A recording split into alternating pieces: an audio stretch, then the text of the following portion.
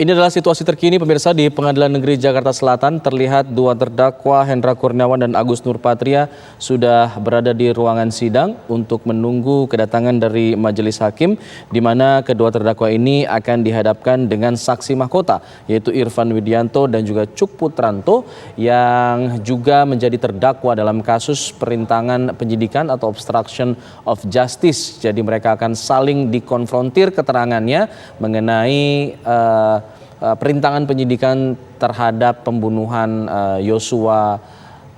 Brigadir Yosua Huta Barat.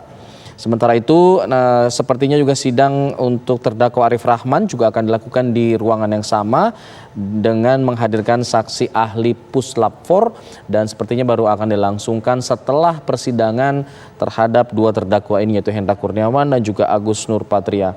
Sementara untuk sidang dengan terdakwa Baikuni Wibowo dan Cuk Putranto akan digelar di ruangan 3 di Pengadilan Negeri Jakarta Selatan yang juga akan menghadirkan saksi ahli Puslap 4 dan juga ada saksi Afung yang menjadi distributor dari CCTV di Komplek Duren 3. Sambil menunggu jalannya sidang berlangsung, kita masih tersambung bersama dengan pakar psikologi forensik, ada Reza Indragiri Amril, dan kita lihat sepertinya majelis hakim sudah mulai memasuki ruang persidangan untuk memulai jalannya sidang.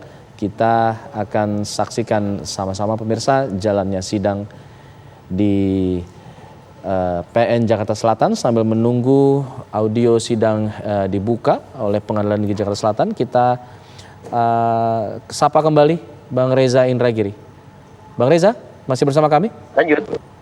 Baik, Bang Reza, kalau tadi kita membahas mengenai hasil tes poligraf yang kemudian diprotes oleh terdakwa Ferdi Sambo, kalau kita tahu bahwa saksi ahli kemarin kan dihadirkan oleh JPU.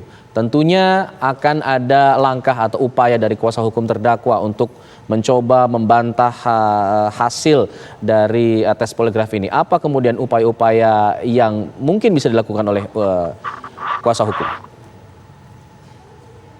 Agar berimbang ya, pendapat dari satu ahli apabila tidak disepakati atau tidak disetujui ya bisa di-counter dengan mendatangkan ahli yang lain yang memiliki pandangan berbeda.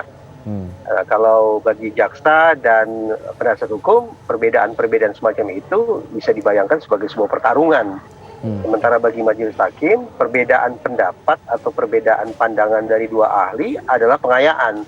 Sehingga hakim mendapatkan gambaran perspektif yang lebih komprehensif tentang suatu topik persoalan, tentang misalnya dalam konteksnya tentang bagaimana aplikasi lie detektor atau poligraf dalam konteks penegakan hukum. Nah, yang saya khawatirkan, tanda petik ya, yang saya khawatirkan adalah kita ini cenderung menaruh ekspektasi yang berlebihan terhadap poligraf, sebagaimana ekspektasi yang juga berlebihan terkait dengan penggunaan atau penerapan pemeriksaan psikologi untuk mengetahui apakah seseorang sudah diperkosa atau tidak diperkosa. Nah, kalau kemudian ekspektasinya sudah terlalu berlebihan semacam itu, maka saya khawatir bahwa instrumen, metode, atau pendekatan yang digunakan untuk memeriksa seseorang akan menjadi alat yang sifatnya abusif, akan menjadi praktek yang sifatnya abusif, yaitu bagaimana kemudian terperiksa, tanda petik, secara semena-mena, disimpulkan, dikunci sedemikian rupa lewat pemeriksaan dengan instrumen yang sesungguhnya tidak tepat sasaran. Kenapa saya katakan tidak tepat sasaran? Tadi saya misalnya sebut bahwa poligraf ditujukan untuk mendeteksi kebohongan. Tetapi definisi kebohongan sendiri tidak bisa teratasi oleh poligraf. Karena poligraf tidak tahu kenyataan, maka sesungguhnya poligraf tidak bisa menarik kesimpulan apakah ada kesenjangan atau tidak antara pernyataan dan kenyataan. Begitu pula kalau misalnya kita lompat sedikit ke pemeriksaan psikologis untuk mengetahui atau menyimpulkan seseorang sudah diperkosa atau tidak diperkosa. Bagaimana mungkin pemeriksaan psikologis bisa digunakan untuk tujuan semacam itu? Karena definisi perkosanya sendiri harus kita pahami sama-sama, harus sesuai dengan hukum yang berlaku. Ini yang kemudian juga terlihat dari apa yang disampaikan oleh kuasa hukum pada saat selesai persidangan, memberikan pernyataan kepada media bahwa sudahlah, hakim langsung putuskan saja. Sepertinya sudah ada kesimpulan dari hakim, tidak usah berlama-lama sidang. Apakah ini memang bentuk apa ya, bisa dibilang semacam apatis gitu? Iya, seperti apatis terhadap perjalanannya persidangan ini karena merasa sudah condong sebelah gitu. Produk berpikir hakim, produk yudisial atau putusan hakim itu memuat dua komponen. Pertama terkait dengan vonisnya, apakah bersalah ataukah tidak bersalah, terbukti atau tidak terbukti. Komponen yang kedua adalah kalau kemudian vonisnya bersalah, terbukti sah dan meyakinkan melakukan perbuatan pidana, maka produk yang kedua adalah menyangkut berat ringannya hukuman yang harus dijatuhkan kepada masing-masing terdakwa. Bahwa hakim dalam proses persidangan belum mencapai titik akhir sudah sampai pada sebuah simpulan tertentu, menurut saya masuk akal. Menurut saya masuk akal. Karena toh masih ada sesi-sesi berikutnya yang memungkinkan bagi majelis hakim untuk mengoreksi simpulannya itu sendiri. Jadi tanda petik kalimat yang apatis atau bahkan mungkin sinis mengatakan sudahlah tidak perlu dilanjutkan, oh itu tidak tepat juga. Karena dalam proses berpikir hakim pasti akan ada tesis, antitesis, sintesis dan seterusnya. Dan tesis itu tetap akan dicapai pada titik akhir. Nah, yang kedua adalah sekali lagi nih, kita berandai-andai. Andaikan tidak dibutuhkan sesi persidangan lebih panjang lagi. Hari ini hakim sudah bulat sepakat berketetapan hati meyakini betul 100% bahwa seseorang ini bersalah. Tapi hal yang kedua yang harus dilakukan oleh hakim adalah terhadap orang yang bersalah ini sepantasnya dijatuhi hukuman seperti apa, beratnya berapa lama.